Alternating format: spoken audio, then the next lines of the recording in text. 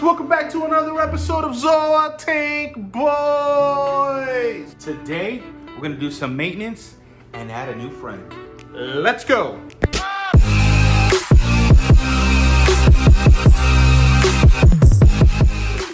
Alright guys, so as you just saw, today we're gonna be doing maintenance in all the aquariums and we're adding a new friend to the Fire Island. Before we begin, don't forget to like, subscribe, and leave a comment and let us know that you like what you're seeing. Today we're going to be doing a 15-gallon water change on the Red Sea 350 and a 10-gallon water change on Fire Island. Now guys, if you guys have been following this channel, I've been super, not adamant, but out there that I don't do any dosing, but I do keep up with my water changes. So today is that day, and then after we do all the water changes, we're going to introduce a new pal. So let's get to it. We have the buckets right here. I pretty much like to siphon my water out, kind of get it done super simple. Quick little side note, I am interested in maybe getting into dosing. So guys, leave a comment below and let me know if you have any specific dosing pumps that you recommend and any sort of tips, because I've never dosed before. Tips and tricks. All right guys, we gotta take off the lid. We're gonna go to town. Alright guys, so something that I like to do before I do my water changes, I like to use the turkey baster and baste all my rocks. That way if there's any detritus as I'm setting my zoanthids, I'll be able to lift it up and suck it up with my little hose. So,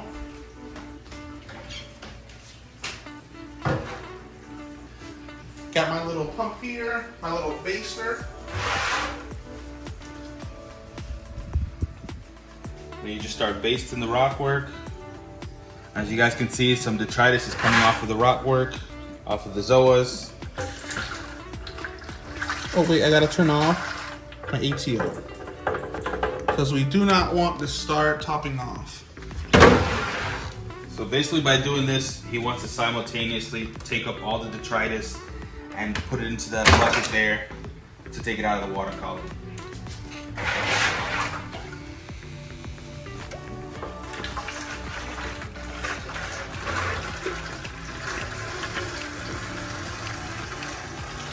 I do this about twice a month, and so far this helps me keep my parameters. But if you guys have been following the channel, I've been adding SPS little by little, and I have been seeing more consumption of nutrients.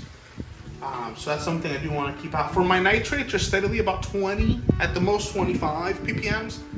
So I'm not too concerned about that, but I do want to make sure I can maintain my levels. So as you can see, there's not a lot of detritus because I do this often, and I do keep a healthy amount of flow in my aquarium.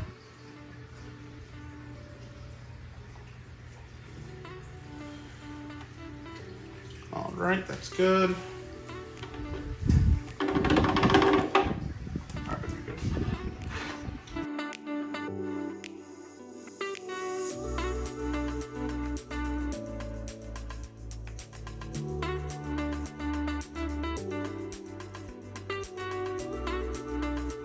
This is the final 5 gallons. That's the return pump for now? No.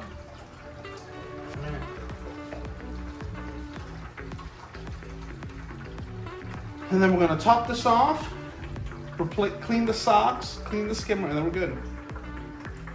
And guys, I haven't even ran my skimmer. Like, it's been on, but it's been like over skimming, all jacked up. And everything's still fine. No issues. I always keep some live rock down there. I am going to replace the GFO and carbon.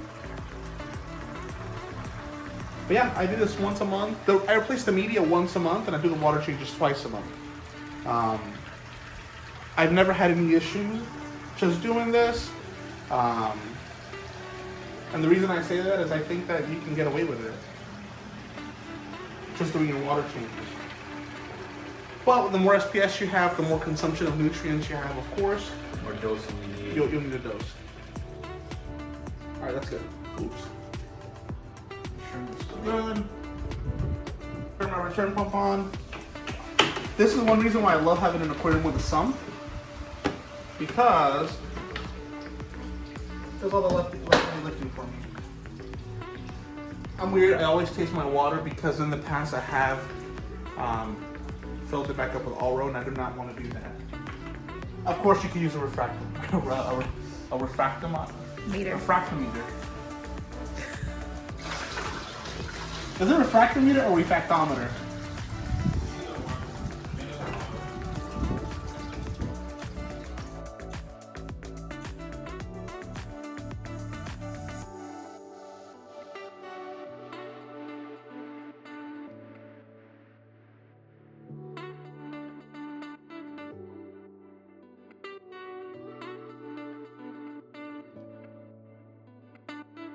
Alright guys, now it's time to do the water change on Fire Island. Doing a 10-gallon water change. Knock this sucker out real quick. Whoa, whoa. Got the anemone in there. You gotta be careful.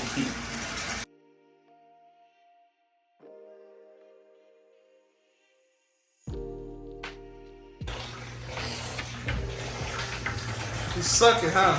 He's sucking, boy. He's sick. Oh, God. Put your shoes on. I just stepped on the lid. Yes, guys, I know. I'm going to set up an RO system, a whole water changing system soon. But that's it, guys. This is super simple. I'm also going to replace the sock and the skimmer here, and then we're going to acclimate this fish and get them in there. So as much as getting cool corals and stuff is part of the hobby, we figured this video is important because I don't think a lot of people focus on the water changes. This is super important, it's vital, it's kind of like breathing fresh air. The best way to think about it is imagine, when you're sick or something, you take fresh oxygen. It's the same thing for your tank. Makes everything breathe better, happier. And then everybody does it differently, so you may do something a different way and you see this video and you're like, oh, catch some ideas to help your tank out. So, and then vice versa. We definitely love and applaud when you guys comment. Sometimes you guys give us ideas that we didn't realize we can do. Put on the towel. Alright, so now we're going to top this off with salt. And by topping off is the wrong verbiage. I'm just going to fill it back up with salt.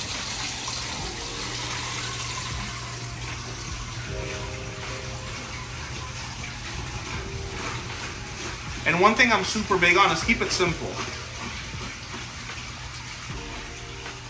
Keep it simple. I'm just now entertaining dosing, guys, and I've been in the hobby for a while. And you guys see the corals that I have.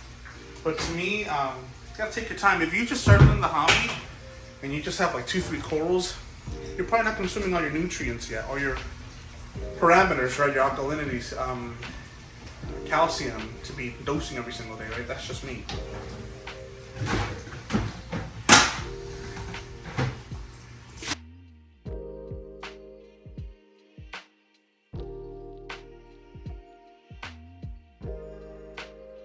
All right, guys, so we're gonna grab this shroom right here. This is the Gonzo. Check the bubbles out. Crazy. So it's getting a lot of hair algae on this frag rack. So what we're gonna do is we're actually gonna put it in Fire Island. We added some new rock on there. So we're just gonna pop the peg off and glue them onto that rock. So I just snapped the peg off of the mushroom. Add some glue.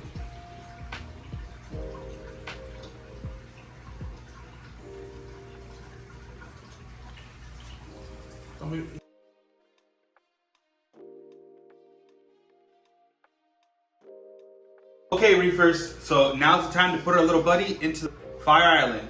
Now we got a blue-eyed coal tang, and he's gonna be great for eating all this hair algae in Fire Island. You guys can see, definitely needs a makeover. Now one of the cool things is that Manny is actually looking on upgrading this tank, so pretty soon we're gonna see him in a larger enclosure. But right now he's about 2.5, 3 inches long, so he'll probably be fine here for that short period of time. So without further ado, let's get him in the tank. All right, guys, this is my flawless technique. I like to be as gentle as I can with the fish so I don't stress them out too much. I slowly raise them out the water. Okay, he's going a little crazy. I hold him, and then I release him into the water. There he goes. Check him out.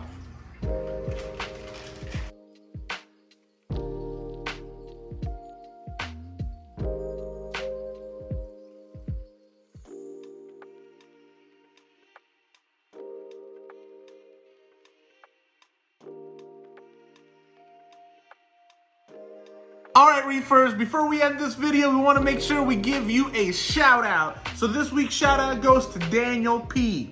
He said, great video, guys. After 15 years and different life events, had to take my tank down. 14 months later, it's ready for water. Cannot wait for some Zoas.